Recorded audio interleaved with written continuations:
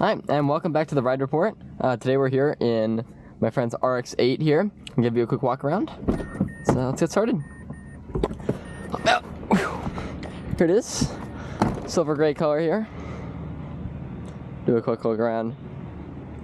Wheels are a bit dirty, same with the headlights, but otherwise, paint recently got redone, so it's in really good shape. Now, Mazda with this car was very obsessed with their rotary engine, and we'll talk a little bit about this engine later, but you'll notice a lot of details around the car that emphasize this engine. So you'll see here the triangle shape in the hood, and notice here down here in the bumper, you got a triangle shape down there. So there's lots of triangles everywhere on the car, and that's actually due to the way the engine is. The engine is not your conventional engine with pistons. Instead, it has a triangle-shaped, people sometimes call it a Dorito, that spins around inside of the block, and that is what actually drives this car. You see, got another triangle down there. In the back here, we see it says RX8. Now, this was the successor to the RX7. There were 4 generations of that, and people usually talk about how the RX8 was the worst version of the RX7, but I beg to disagree because this thing is a ton of fun and it sounds great. All right, let's pop the hood. Let's hop in first, actually. Let's hop in first. So here we go. Fun fact about this is it has pretty interesting doors. So technically, I don't know if you count as a coupe or a 4-door, but you have a handle here, you pop that, and these back doors open in this interesting configuration, almost like a Rolls Royce. They give you full access to the car here, so you don't have to put down the seat to hop in the back. It's pretty neat. Close it up. Inside here, we have a 6-speed manual, super nice gearbox. And then let's pop the hood. So we'll pull that, hop over to the front. If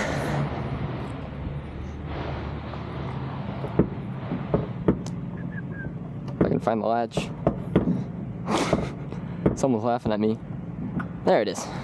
This one you push that way. Interesting. Well, here's the hood. You can't really see too much, but you gotta trust me that there is a rotary engine down there. You can kind of see. It doesn't look like your conventional engine here. Actually, let me prop it up so we don't have to sit here and hold it. Yeah, so you might be able to see through the side that this does not look like your conventional engine, and that's because it's not.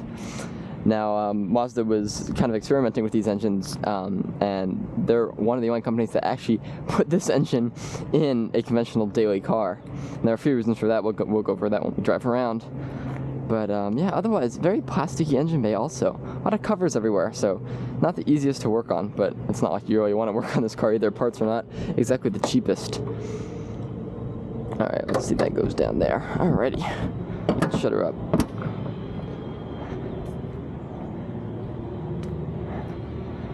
And we'll hop in.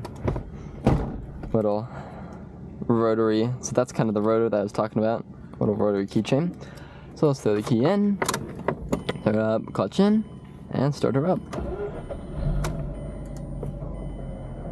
Now this car sounds super nice, so I'm actually gonna hop out, and Kate, if you don't mind just giving a little rev so I can stand behind, you guys can hear the rotary. Now the exhaust is completely stock on this thing, but it has a very airy sound you'll hear. It does not sound like your conventional cylinder, V8, inline-4, inline-6, whatever it may be. So Ken will give us a little rev. You'll hear it has really a very airy tone to it. Not really much of a gurgle. And that's just a feature, thank you Kane, that many of these rotaries have. You also notice we have a red line of 9,000 RPM. This thing loves to rev high. So we'll definitely hit that at least once on our drive. Basic stereo here, not too much you can really do with it. Didn't come with a screen, so not super easy to install, but there is, Caden has added a little aux cable here so you can play music from it, which is nice. AC works and everything, super common climate controls that you'd see in a car in the early 2000s. This thing was 2007, 2008? That's right, 2007. 2007. Alrighty, let's go. Put it into first, and we are rolling. Super easy to drive. Clutch has great feel.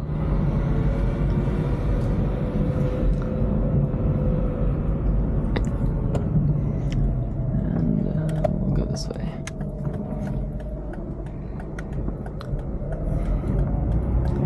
So because this is a Rotary, you'll notice there's a few things that I'm going to do differently that you might say, huh, that's a little odd. One, the car likes to coast at around 3,000 RPM. So while more like my Honda goes at 2.5, the E36 that I drove the other day was also around 2.5, 2K. This thing likes to coast around 3, and you don't really shift until 4 or sometimes even 5.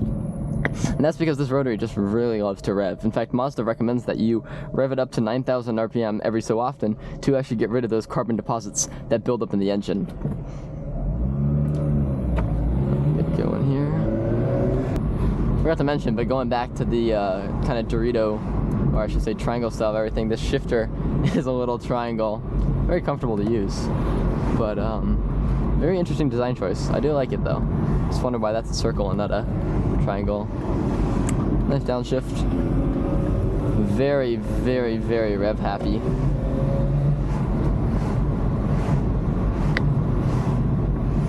Hopefully traffic isn't too crazy today. I'm gonna put up the windows so that it's a little easier to hear, and we'll put it down later. You can hear the sound pretty well still. So like I was mentioning earlier, this is not the most conventional engine to put in a car. Did not make bad power. This thing makes about 212 horsepower and 159 pound-feet of torque, I believe. Which a car from 2008 is not bad. It's definitely not the fastest, but it's more than enough to get you around. But the reason why, sadly, or a few reasons why this engine isn't more popular, despite sounding absolutely amazing, is one, the MPG, the fuel rating on this thing is not great. It's, I want to say, a combined of 18, 17? 18, 19. 18, 19. Yeah, so for a car that's definitely a lot more of an economy car, again, it does not make a ton of power. So for making just a little over 200 horsepower, 18 miles per gallon is definitely not the best. Another reason is that these engines tend to break down a lot. So this car does have 175,000 miles, which is super impressive. However, has had one engine replacement at, I believe it was 140? Around there, yeah. 140,000 miles, which is still a ton for this type of engine, but they weren't exactly the most reliable. There was a GTR there. Wow, that's cool. But yeah, they weren't exactly the most reliable engines. Ton of fun, but those apex seals were known to break and cause issues.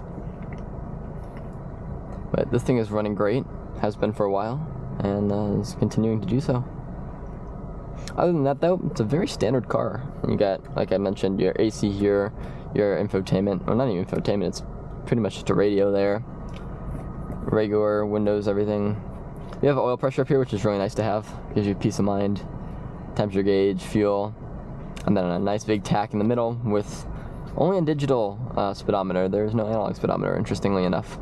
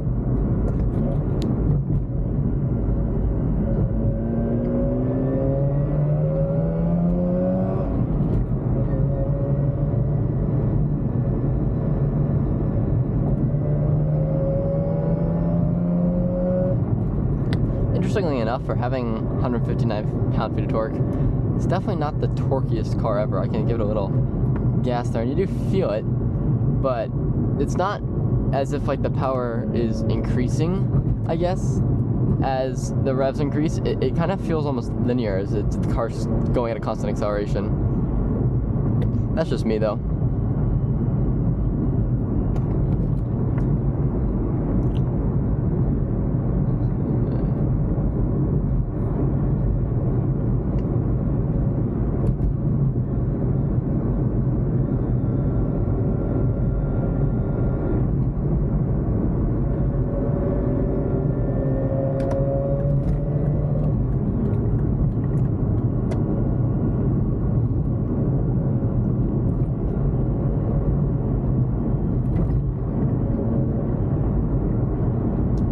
car is rear-wheel drive and handles very, very well. This car is on performance all season, so nothing crazy, not summer tires, but also not your regular just all seasons to get around. Suspension is stock, a little bouncy, but nothing crazy. Definitely handles very nicely, not too much body roll. But again, not stiff to the point where every single little bump is throwing you out of your seat. It's just something you could easily daily drive and be very, very comfortable in.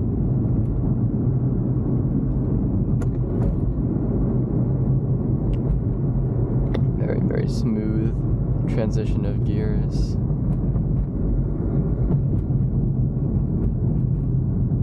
So, another very driver-focused car. It's always very nice. Brakes feel good.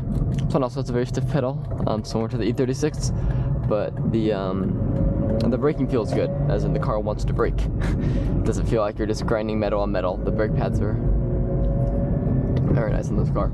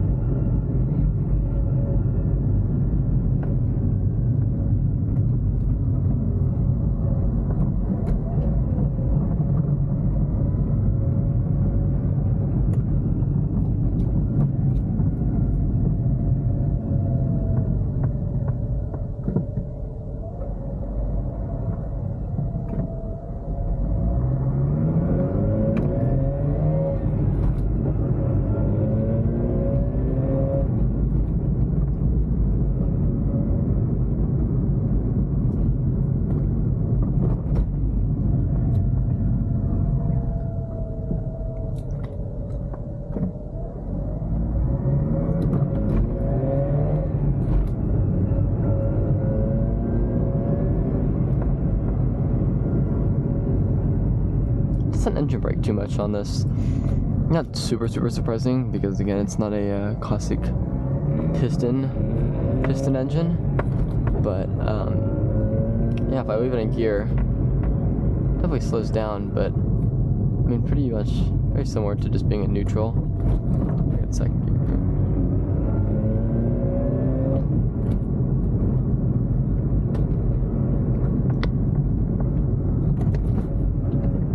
Rev matching is super easy in this car. Works great. Very, very smooth transition whenever you're downshifting. Starts are nice and easy, not jolty.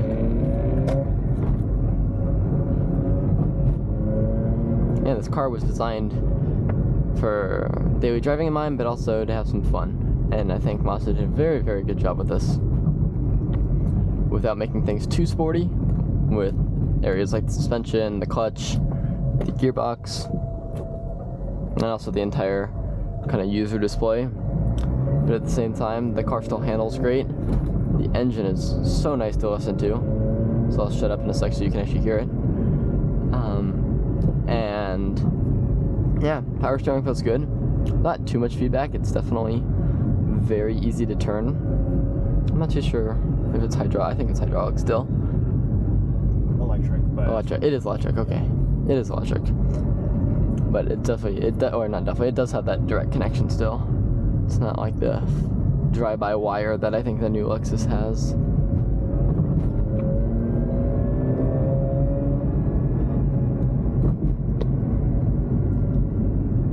Alright, I'm thinking which way we go. I say we go this way, and then we'll hop on the highway. Go highway driving in.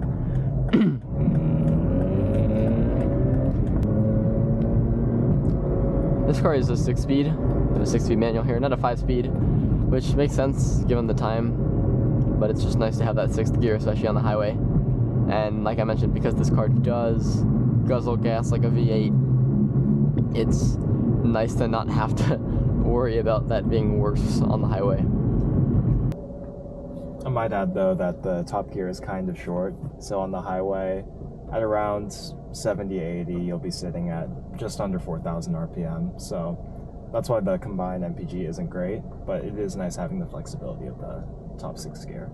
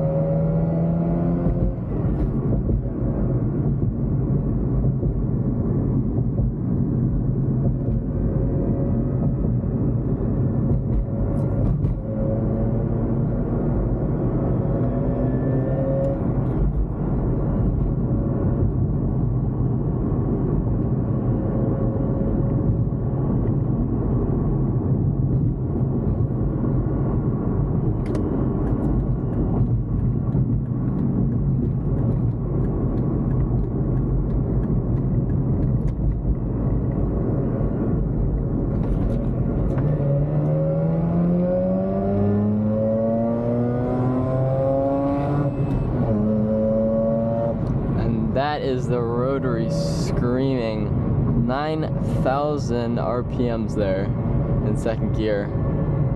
Sounds so good.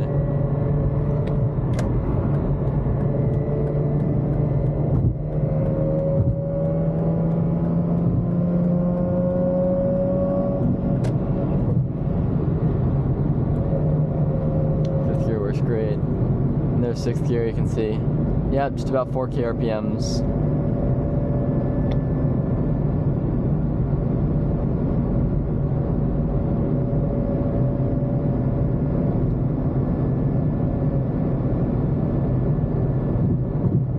Nice and smooth, no wiggle in the wheel, shakiness, suspension feels great.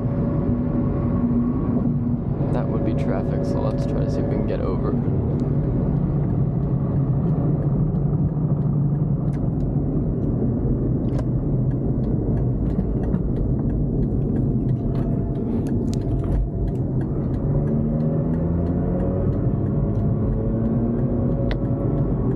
Traffic is terrible. My goodness.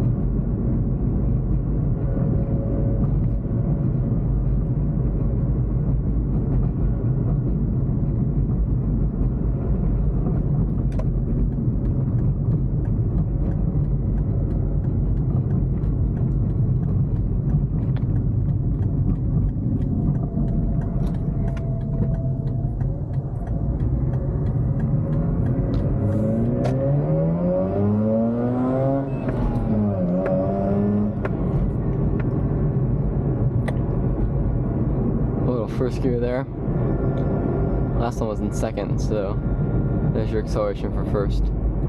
Get you to about 40 or 50.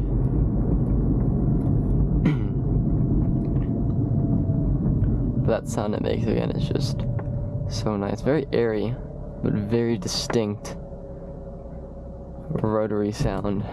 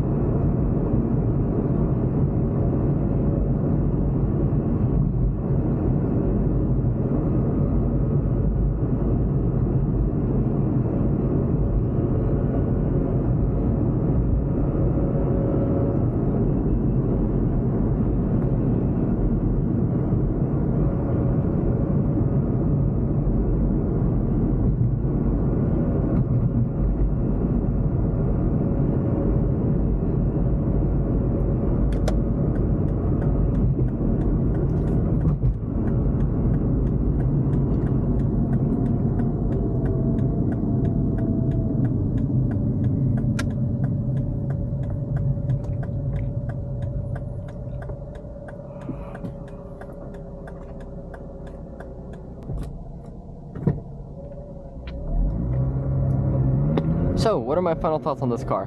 Well, like I mentioned, it's a very good overall car. Gas mileage aside and some reliability issues aside, I think it's a very, very capable machine. A lot of fun in the right hands. It's designed super, super well. Sounds great. Handles wonderfully. And even with no modifications like this car, it's still a blast to drive.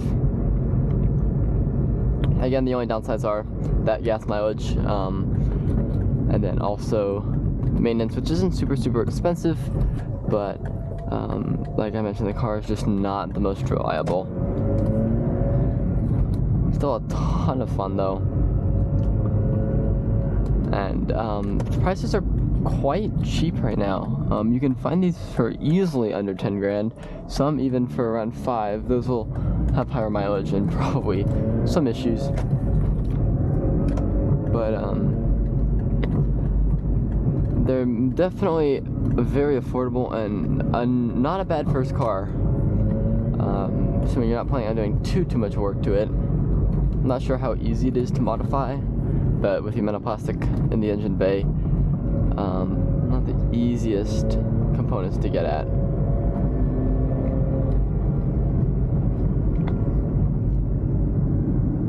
But yeah, with all that being said, that's pretty much it. Hop in the parking lot over here.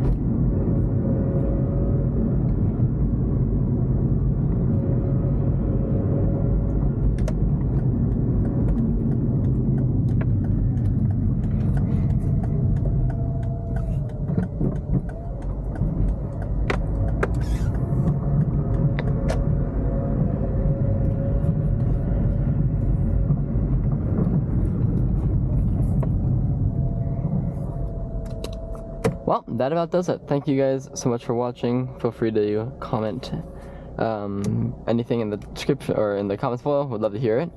And stay tuned for the next video. Awesome. Thank you guys. See you next time.